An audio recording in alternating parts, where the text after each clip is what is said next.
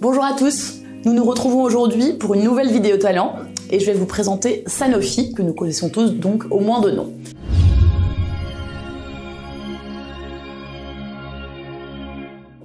Sanofi est donc l'une des plus grandes entreprises pharmaceutiques mondiales, avec des origines plutôt récentes comparées aux autres entreprises dont je vous ai parlé, puisqu'elle remonte à 1973 seulement, quand Elf Aquitaine, qui est donc ce pétrolier français qui a été absorbé en 2000 par Total, quand Elf Aquitaine donc décide de se diversifier et crée une filiale dans le secteur de l'hygiène et de la santé, qui prend le nom à l'époque d'Omnium Financier Aquitaine pour l'hygiène et la santé. Un nom pas très marketing qui devient assez vite donc Sanofi. Et donc la particularité de cet ancêtre de Sanofi, c'est que c'est vraiment à la base une véritable start-up avec 10 personnes seulement et financée donc par le groupe Elf Aquitaine avec une dotation de 500 millions de francs pour son développement à la création donc en 1973.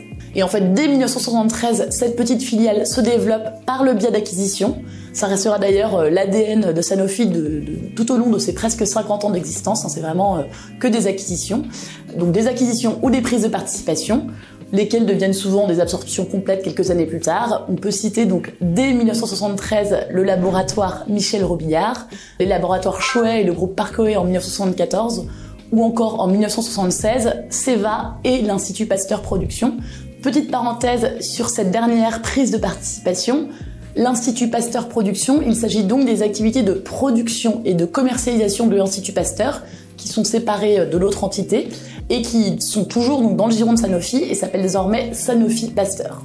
Sanofi entre en bourse en 1980 et rachète la même année autre acquisition importante, la division santé du groupe Clin Midi Industries, qui lui permet de doubler de taille et d'avoir 10 filiales à l'étranger. À ce moment-là, 1980, 7 ans d'existence donc pour la petite start-up d'Elf Aquitaine, et le groupe Sanofi regroupe donc 120 sociétés, 60 françaises, 60 étrangères, pour un chiffre d'affaires d'un peu plus de 5 milliards de francs à l'époque, dont 59% en France. Voilà pour 1980, il y a donc un peu plus de 40 ans. Deuxième grande période du groupe, de 1980 à 1999, Sanofi continue de s'internationaliser, il multiplie les acquisitions, l'une des plus significatives sans doute, c'est les activités de médicaments de Sterling Winthrop Pharmaceuticals en 1994, qui achèvent de transformer Sanofi en un acteur international majeur du secteur. À noter, on l'a un peu oublié, que pendant toute cette période, le groupe a également été présent sur le secteur de la beauté et de la parfumerie, avec là encore une série de prises de participation et d'acquisitions, les plus connus étant Yves Rocher, Roger Gallet, les parfums Van Cleef & Arpels dans les années 1970, et toujours dans les parfums, Nina Ricci en 1988 ou encore Yves Saint Laurent en 1993. En 1999, Sanofi fusionne avec un autre groupe pharmaceutique français, Synthé Labo, pour créer donc, en toute simplicité, Sanofi Synthé Labo, qui est le nouveau leader à l'époque de la pharmacie en France. Le groupe profite de l'occasion pour se recentrer donc sur la pharmacie et vend donc toute cette branche beauté que je vous évoquais à François Pinault, donc en 1999, cette même année de la fusion. 2004, Sanofi Synthé Labo acquiert pour 55 milliards de dollars, un montant assez important, la branche pharmacie du groupe franco-allemand Aventis. Sanofi Synthé Labo devient Sanofi Aventis et est alors, à l'époque, le troisième groupe mondial dans le secteur pharmaceutique. Les acquisitions se poursuivent bien sûr dans les années qui suivent. On peut mentionner notamment en 2010 le laboratoire américain Genzyme, on va en reparler juste après, qui est spécialisé dans les maladies rares. Et en mars 2011, 7 ans après la fusion, le groupe Sanofi Aventis change de nom pour s'appeler dorénavant Sanofi uniquement. Alors Sanofi aujourd'hui, qu'est-ce que c'est ? Depuis 2019, le groupe est dirigé par un Anglais, Paul Hudson. Son principal actionnaire est le groupe L'Oréal, qui détient un peu moins de 10% du capital. Et en termes de chiffre d'affaires, il est le numéro 9 mondial en 2020. Les activités de Sanofi se décomposent en 3 grandes entités aujourd'hui. La première, la plus importante pour 71% des ventes du groupe en 2020, c'est l'activité pharmaceutique. Elle se décompose en 2 sous-branches importantes. La médecine générale pour 41% des ventes totales, et qui comprend donc les produits de prescription établis par le médecin et les produits pour le diabète et les maladies cardiovasculaires. Et l'autre grande sous-section, c'est les médecines de spécialité. Donc c'est Sanofi Genzyme, on en parlait tout à l'heure, cette fameuse acquisition, pour 30% des ventes du groupe, et qui regroupe les produits pharmaceutiques dédiés aux maladies rares, comme les scléroses en plaques, à l'oncologie, l'immunologie, ou encore les maladies hématologiques rares. Deuxième grande activité du groupe, la branche Sanofi Pasteur, qui regroupe en fait la division vaccin de Sanofi, et qui contribue à hauteur de 17% des ventes du groupe en 2020.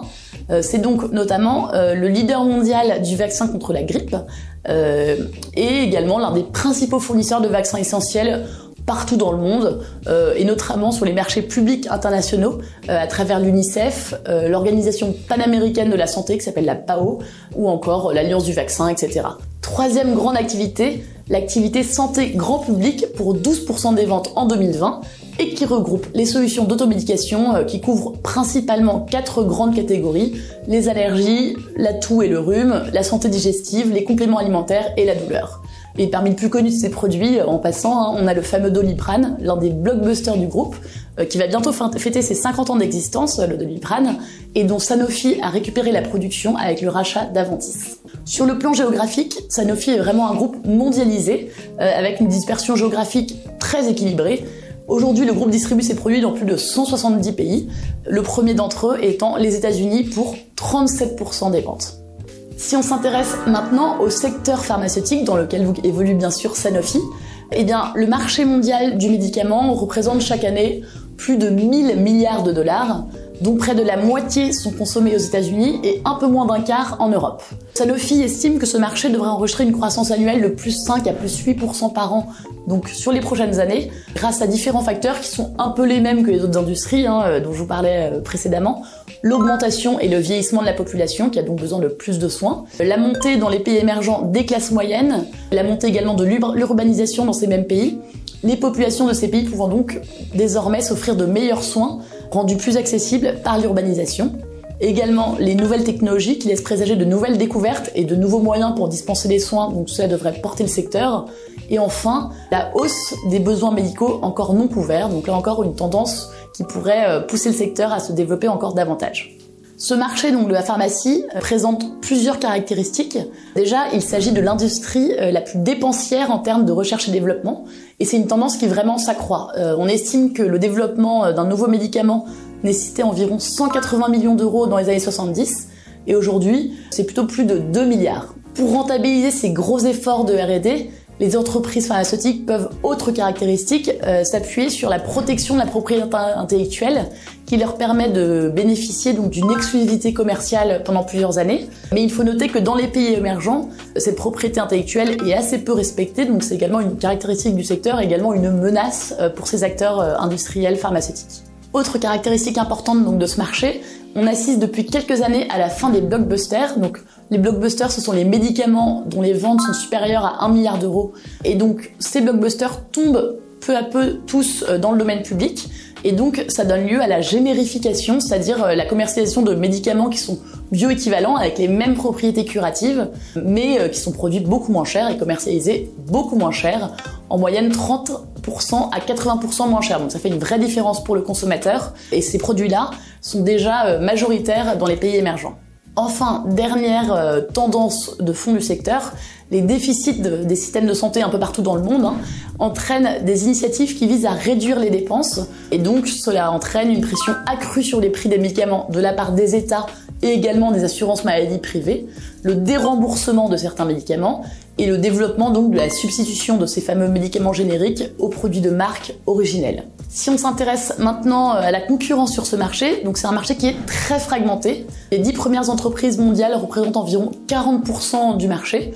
Et il y a autre caractéristique de ce marché, donc il y a des acquisitions régulières, les gros labos achetant les plus petits qui ont pu développer tel ou tel produit qui les intéresse, des grosses fusions, etc.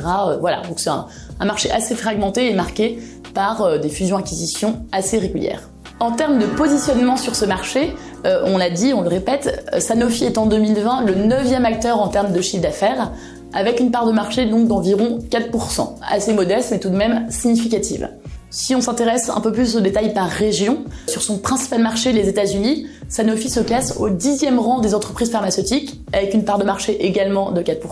Pour l'Europe, en France, Sanofi est 2e, avec une part de marché de 6%, et en Allemagne, il est 7e, avec une part de marché d'un peu moins de 4%. Ou encore, autre marché important, la Chine, Sanofi y est 11e. Si on regarde maintenant un peu plus par catégorie, le groupe s'est construit une position de leader pour tout ce qui est vaccin, c'est le numéro 4 mondial et le numéro 1, donc on l'a évoqué, pour le vaccin contre la grippe. Le diabète, numéro 2 mondial. La santé grand public, numéro 3 mondial, mais numéro 1 en Europe et en Amérique latine. Et enfin, les maladies rares, grâce au rachat de Genzym, donc, où il est numéro 1 mondial. Le groupe également, et c'est un fait important à mentionner, a un ancrage fort dans les pays émergents, où il réalise environ un tiers de ses ventes, ce qui en fait le premier groupe pharmaceutique, et donc le mieux à même de bénéficier de la forte croissance de ces marchés. Si on s'intéresse maintenant à la stratégie de Sanofi, eh bien comme ses concurrents, le groupe a perdu au cours de ces dernières années l'exclusivité commerciale sur ses blockbusters et il a donc traversé une période assez creuse. Pour relancer son activité, ils ont lancé une nouvelle stratégie appelée Play to Win en toute simplicité pour donc les années 2020-2025 et qui s'articule désormais autour de 3 grandes priorités qui sont assez rationnelles. Se recentrer sur les domaines d'activité où le groupe possède une position dominante, accroître son efficacité opérationnelle grâce à la rationalisation des dépenses et accélérer l'innovation, que du bon sens bien évidemment. Et Sanofi compte sur les acquisitions et le lancement de nouveaux produits pour retrouver sa croissance et exécuter cette stratégie. En conclusion, est-ce qu'on y croit? Eh bien chez Iboule, on est plutôt très positif sur ce groupe. Déjà parce qu'il bénéficie d'un positionnement très fort dans son secteur, hein, on l'a vu, avec une bonne diversification géographique et sectorielle. Le secteur sur lequel Sanofi opère, le secteur pharmaceutique, est donc toujours en croissance assez indépendamment des instabilités économiques ou politiques. Parce que voilà, on a des tendances de fond qui vont pas changer du jour au lendemain, le vieillissement de la population, l'augmentation du niveau de vie moyen dans les pays émergents, etc. La stratégie du groupe, on l'a vu, nous paraît assez rationnelle et logique, hein. Et pour l'exécuter, Sanofi peut s'appuyer sur l'un de ses principaux atouts. Le groupe est vraiment très fortement générateur de cash, et cela explique qu'il arrive à financer très rapidement ses acquisitions, même les plus importantes, et donc à diminuer sa dette, tout en versant d'importants dividendes. Donc voilà, il nous paraît bien calibré pour être à la hauteur de ses ambitions. Et voilà, c'est un bon investissement sur le long terme. Actuellement, il est plutôt décoté. Mais il ne faut quand même pas perdre de vue, et c'est très important, 2 éléments qui pourraient jouer en la défaveur du groupe. L'évolution des taux de change, dont une hausse ou baisse trop significative pourrait endommager la rentabilité de la société qui est, rappelons-le, très internationale, donc avec beaucoup de devises. Et d'autre part, le risque lié à des litiges sur des médicaments qui se sont avérés dangereux dans certaines conditions d'administration ou sur des brevets. Et ça, c'est un élément qui est vraiment à prendre en compte. Sanofi en a déjà fait les frais par le passé. Voilà, j'espère que cette petite présentation vous aura plu. Pour une analyse vraiment détaillée avec une recommandation plus poussée d'investissement, je vous invite comme d'habitude à aller lire l'analyse sur notre site. Et je vous dis à très bientôt avec l'équipe Ibou.